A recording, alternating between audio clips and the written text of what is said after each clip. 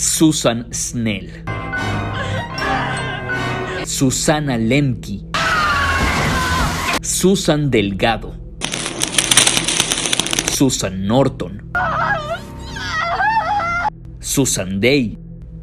¿Qué tienen en común todos estos personajes de Stephen King? No solo es el hecho de que todas se llaman Susan o un derivado de este nombre, sino que a todas les depara un destino trágico en sus respectivas historias. Pareciera ser que es el nombre maldito dentro del universo literario de Stephen King. Recuerden conmigo la mala suerte que ha tenido cada una de ellas. Les advierto que para este compilado habrá spoilers de las novelas Mago y Cristal, Salem Slot, Insomnia, Maleficio, Carrie y Lobos del Cala. Dicho esto, empecemos a llorar. Susan Delgado, el primer amor de Roland, la chica de la ventana, es una de las más importantes, pues es parte de la saga de la Torre Oscura.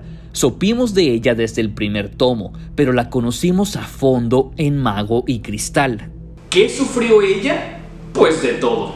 Murió su padre, vive con su tía Cordelia que la maltrata psicológicamente. Cordelia vendió la virginidad de Susan por dinero. En contra de su voluntad se convierte en la Gil del alcalde Torín de Mejis para que le dé un hijo, ya que la esposa del alcalde no pudo. Además, el alcalde Torín intentó tener relaciones sexuales con ella sin su consentimiento, esto mientras él estaba borracho. No todo fue malo, conoció a Roland y vivió los momentos más felices de su vida al lado suyo. Incluso iba a tener un bebé juntos, continuaría el linaje de Eld. Todo esto solo hace que su destino sea más doloroso. Al final del libro, Susan es acusada como cómplice del asesinato del alcalde por los habitantes de Mejis y es quemada viva en la hoguera del árbol Charyu por todos los pueblerinos. Incluso su tía Cordelia es la primera en prender las llamas. Un hecho que traumatizaría a Roland por el resto de sus días y definiría su búsqueda hacia la Torre Oscura.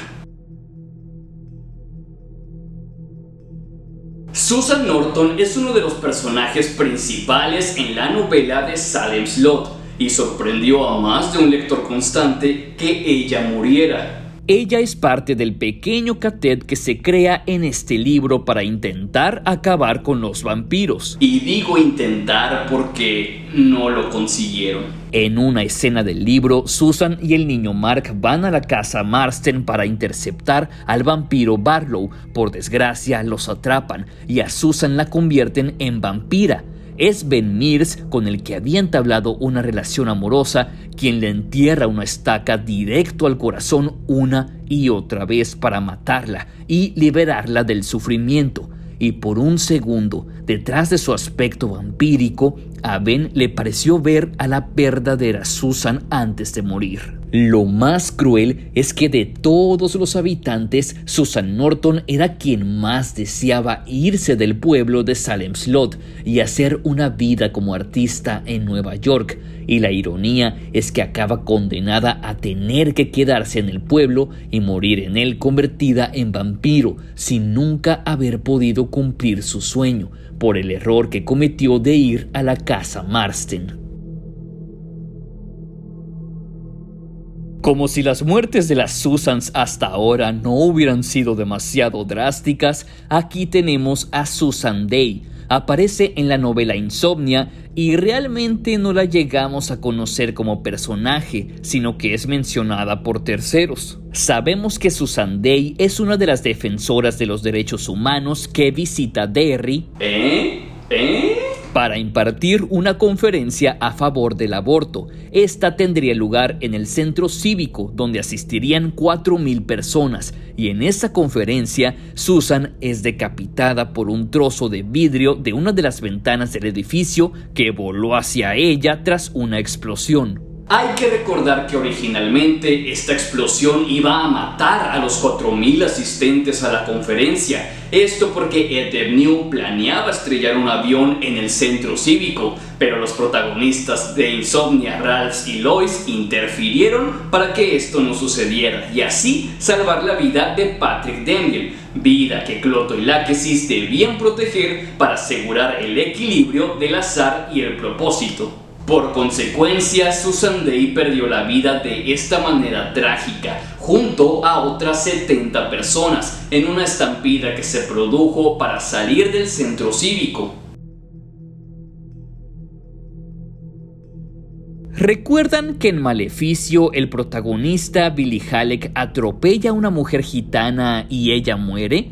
Bueno, esa gitana se llamaba Susannah Lemke. Sí, no es una Susan tal cual, pero es un derivado del mismo nombre y uno demasiado parecido. Ella era la hija del líder de la banda de los gitanos, Thaddeus Lemke. El caso va a juicio, pero como Billy Halleck es abogado, mueve sus influencias para salir impune. Así que el anciano Lemke hace justicia gitana y le lanza a Billy la maldición que ya todos conocemos. Hacer que baje de peso sin control, sin importar qué haga para evitarlo. Podría decirse que todo el libro existe a raíz de la tragedia que le sucedió a Susannah Lemke. Esta aparente maldición que sufren los personajes de nombre Susan ocurre desde la primera novela publicada de Stephen King, Carrie, Susan Snell o simplemente Sue. La dejé al final porque con ella pasa algo especial, y es que Susan Snell no muere, pero hay destinos peores que la muerte. Ella experimentó en carne propia toda la experiencia que sufre alguien al momento de estar muriendo y vivió para contarlo.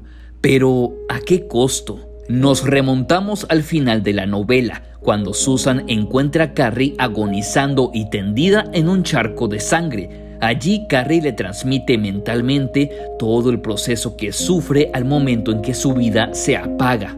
Susan sentía que ella misma estaba muriendo, tenía miedo, intentó retirarse, soltar la mente de Carrie, pero ella no la dejó. Sue lo describe como ver una llama alejarse por un túnel oscuro hasta finalmente desaparecer. Y cuando Carrie finalmente muere, Sue queda sola conectada a la vacía frecuencia de las terminaciones nerviosas que aún tardarían en detenerse.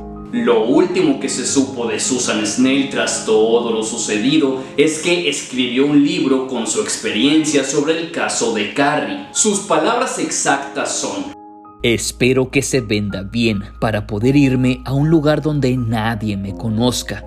Quiero revisar todo lo ocurrido, decidir qué voy a hacer entre este momento y la hora en que mi luz se aleje por un largo túnel hacia la oscuridad.